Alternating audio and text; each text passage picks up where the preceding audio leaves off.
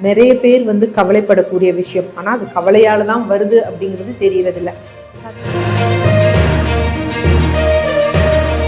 கண்களை சுற்றி கருவளையம். அதே யூஸ்வலா இந்த சுருக்கங்கள்லாம் வந்து பார்த்தீங்கன்னா முதுமையின் அடையாளம் அப்படின்னு வந்து சொல்லுவாங்க.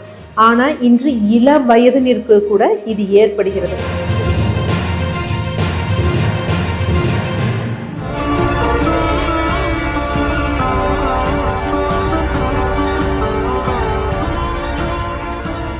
டிசிஹெச் வியூவர்ஸ் அனைவருக்கும் வணக்கம். தொடர்ந்து நமது சேனலுக்கு அளித்து வரும் ஆதரவிற்கு மனமார்ந்த நன்றி. இந்த பதிவில் எதை பற்றி பார்க்க போறோம்னா, நிறைய பேர் வந்து கவலைப்படக்கூடிய விஷயம். ஆனால் அது கவலையால் தான் வருது அப்படிங்கிறது தெரியறதில்ல. கண்களை சுற்றி கருவளையம், அதே மாதிரி இந்த பகுதிகளில் வந்து சுருக்கங்கள் ஏற்படுவது. யூஸ்வலாக என்ன சொல்லுவாங்கன்னா க்ரோஸ் ஃபீட்டுன்னு சொல்லுவாங்க. காகத்தோட அந்த பாதம் எப்படி இருக்கு, ஸோ அது மாதிரி இங்கே என்ன அப்படின்னு பார்த்தீங்கன்னா சுருக்கங்கள் வந்து ஏற்படும். யூஸ்வலாக இந்த சுருக்கங்கள்லாம் வந்து பார்த்தீங்கன்னா முதுமையின் அடையாளம் அப்படின்னு வந்து சொல்லுவாங்க.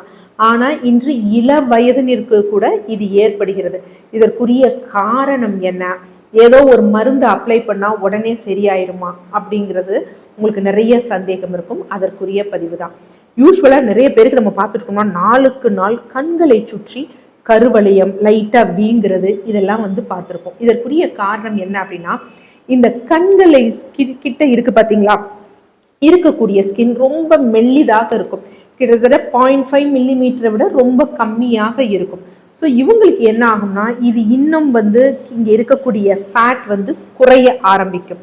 ஸோ குறைய ஆரம்பிச்சு இது தின் ஆகிறப்ப மெல்லிதாக ஆரம்பிக்கும் பொழுது கீழே வந்து இதுக்கு கீழே நிறைய சின்ன சின்ன ரத்த நாளங்கள் கேபிலரிஸ்ன்னு சொல்லுவாங்க. அது என்ன பண்ணும் அப்படின்னு பார்த்தீங்கன்னா நல்ல விசிபிளா கண்கூடாக வந்து தெரிய ஆரம்பிக்கும். ஸோ அதனாலதான் என்ன அப்படின்னா ஒரு சின்ன நரம்பு போற மாதிரி இருக்கும், ஒரு கருநிறம் இருக்கிற மாதிரி இருக்கும். இதையொட்டி என்ன அப்படின்னு பார்த்தீங்கன்னா இங்க அதிக அளவு மெலனோசைட் ப்ரொடக்ஷன் வந்து இருக்கும். இந்த மெலனின் தான் நார்மலா நம்ம ஸ்கின்க்கு கருமை நிறம் கொடுக்கக்கூடியது. ஸோ அதிகமாக அங்கே இருக்கிறனால அது நமக்கு தெரியும். இதனுடன் கொஞ்சம் பஃபினஸும் ஏற்படும் பொழுது கண்களை சுற்றி கருவளையும் ப்ராமினண்டா தெரிவதற்கு முதல் காரணம், முழுமையான காரணம் இதுதான். அடுத்து இது ஏன் ஏற்படுது அப்படின்னா நிறைய காரணங்கள் இருக்கு. ஒன்று தூக்கமின்மை, இல்லை மன அழுத்தத்தில் இருக்கிறது. நிறைய பேர் டயட் இருப்பாங்க. ஸோ டயட் இருக்கும் பொழுது நல்ல ஆரோக்கியமான கொழுப்புகள், சில ட்ரேஸ் மினரல்ஸ், சின்ன சின்ன சத்துக்கள் இருக்கக்கூடியதெல்லாம் நம்ம கவனிக்க மாட்டோம். ஸோ அந்த குறைபாடுகளால் இந்த மாதிரி கண்களை சுற்றி கருவளையம் போன்றவை வந்து ஏற்படும். ஸோ இது இல்லாது வந்து பார்த்திங்கன்னா மொபைல் ஃபோன்ஸ் நிறைய பார்க்கறதுனால அந்த ரேடியேஷன்னாலையும் வந்து பாதிப்படையும். அடுத்து கண்களில் சுருக்கங்கள் ஏன் வருது, இந்த இடத்துல இங்கெல்லாம் வருது அப்படின்னு பார்த்தீங்கன்னா, நார்மலாக இங்கே இதெல்லாம் இன்டாக்டாக நல்லா இருக்கணும் அப்படின்னா கொலாஜன் ப்ரொடக்ஷன் நல்லா இருக்கணும். இந்த கொலாஜன் ப்ரொடக்ஷன் வேறு ஏது காரணங்களால் வயதானவங்களுக்கு யூஸ்வலாக ஏற்படலாம். ஆனால் இள வயதினருக்கு வந்து அதிகமாக ஸ்மோக்கிங், ஆல்கஹால், ரொம்ப வெயிலில் இருக்கிறது. பட் இன்னைக்கு நிறைய பேர் வெயிலில் இருக்கிறது கிடையாது, பட் அதுவும் காரணமாக சொல்லப்படுது. பட் அது ரொம்ப ரேர் ரீசன் தான். நம்ம எங்கே அவ்வளோ நேரத்தில் வெயிலில் நிற்கிறோம்? 3 மணி நேரம் 2 மணி நேரம் நம்ம வெயிலில் இருக்கோமா நம்ம இருக்கக்கூடிய கொலாஜன்லாம் அப்சர்வ் பண்ண? அப்படிலாம் கிடையாது. பட் ஸ்மோக்கிங் ஒரு காரணம், சரியான உணவு பழக்க வழக்கங்கள் இல்லாமல் இருக்கிறது, ஸ்கின் வந்து போதுமான அளவு ஹைட்ரேஷன், நம்ம போதுமான அளவு நீர்த்துவம் இல்லாமல் இருக்கிறது, இந்த காரணங்கள். அதே மாதிரி தசைகள் வந்து வலுவிழந்து காணப்படுறது.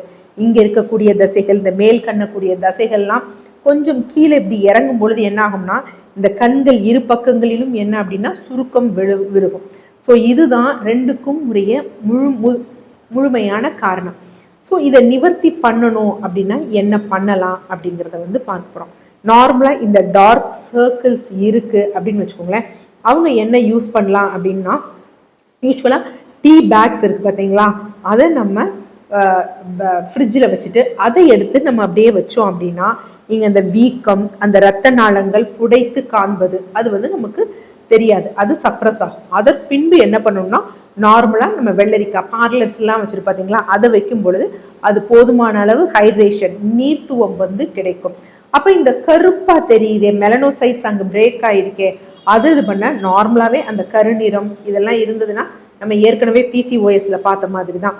என்ன அப்படின்னா உருளைக்கிழங்க நல்லா அரைச்சிடணும், தோல் சீவிட்டு அரைச்சிட்டு சாறு பிழிந்து அதை அங்கே வச்சுட்டு வந்தோம் அப்படின்னா அது கொஞ்சம் கொஞ்சமாக சப்ரஸ் ஆக ஆரம்பிச்சிடும். பட் இது நம்ம வெளிப்புற சிகிச்சை தான் பண்ணியிருக்கோம். இன்டர்னலாகவும் நம்ம ஆரோக்கியமான உணவுகள் வந்து எடுக்கணும். முன்னாடி சொன்ன மாதிரி தவறுகள் ஏதாவது பண்ணியிருந்தா அதை ரெக்டிஃபை பண்ணும். அடுத்து சுருக்கங்கள் விழுது அப்படின்னா நார்மலாக அதுக்கு ஆலோவேரா ஜெல் வந்து தடவலாம், இல்லை விட்டமின் இ உள்ளது பாதாம் ஆயில் போன்றவை அந்த இது தடவணும் அப்படின்னா அது கொஞ்சம் ஹைட்ரேஷன் கொடுக்கும், அந்த சுருக்கத்தை வந்து குறைக்கும். எங்கேயோ போகிறோம் டக்குன்னு அந்த சுருக்கத்தை குறைக்கணும் அப்படின்னா முட்டை வெள்ளைக்கரு ஒரு ஒரு கொஞ்சம் ஒரு 2 மணி நேரம் 3 மணி நேரத்துக்கு முன்னாடி போட்டுட்டு ஒரு 4லேருந்து 5 நிமிஷம் போட்டுட்டு ரிமூவ் பண்ணிவிட்டு நம்ம மேக்கப் போட்டோம் அப்படின்னா கொஞ்சம் இன்டாக்டாக இருக்க மாதிரி இருக்கும். பட் இதெல்லாம் தற்காலிகமான ஒரு விஷயம்தான். நேச்சுரலாக அதை சேஞ்ச் பண்ணணும்னா நம்ம லைஃப் ஸ்டைலை மாற்றணும், அது ரொம்ப முக்கியம்.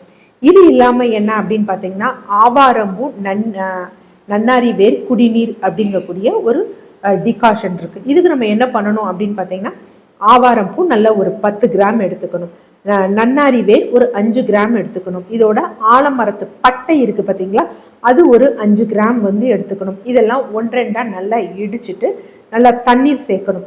ஒரு 300 ml தண்ணீர் சேர்த்து நல்லா பாயில் பண்ணி 100 ml வந்தோடனே ஃபில்டர் பண்ணிக்கணும். ஃபில்டர் பண்ணி குடிச்சிட்டு வந்து வரணும், காலையும் மாலையும் வெறும் வயிற்று. ஸோ இதோட பர்பஸ் என்ன அப்படின்னு வந்து பார்த்தீங்கன்னா நன்னாரி வேர் நார்மலாகவே நம்மளை ஹைட்ரேஷனை வந்து வச்சுக்கும். அடுத்து இந்த ஆவாரம் பூ அப்படிங்கிறது எதற்காக அப்படின்னா இன்சுலின் ரெசிஸ்டன்ஸ்க்கு இது நல்ல பலன் தரும். இதில் பெரும்பாலான பேர் வந்து என்ன பார்த்தீங்கன்னா PCOS, சர்க்கரை நோய், உடல் பருமன் போன்றவற்றில் ஆட்பட்டு இருப்பாங்க. ஸோ அதனால இதற்கு ஆவாரம்பூ கொடுக்குறோம். இந்த ஆலம் பட்டை எதற்காக அப்படின்னா துவர்ப்பிக்காக, ஸோ பேசோ டைலேட் ஆகிருக்கு பார்த்தீங்களா அதை குறைப்பதற்காக. ஸோ இந்த டிகாஷனை எடுத்துட்டு இந்த சின்ன சின்ன இதை ஃபாலோ பண்ணிட்டு நல்ல தூக்கம், நல்ல ஆரோக்கியமான காய்கறிகள் அப்படின்னு ஃபாலோ பண்ணோம்னா கருவளையம் வந்து அழகா வந்து டிஸப்பியர் ஆகும். இன்னும் இதுக்கு வந்து பார்த்தீங்கன்னா ஷியா பட்டர் அப்படின்னு ஒன்று இருக்குது. ஸோ இன்னைக்கு நிறையா மாய்ஸ்சரைசரோடு இருக்குது, அது மாதிரி இல்லாமல் தனியாக ஒரு ஷியா பட்டர் வாங்கி தினமும் இரவு அப்ளை பண்ணிட்டு வந்தாங்க அப்படின்னா அதுவும் கருவளையத்தை வந்து நல்லபடியாக போக்கும். நன்றி.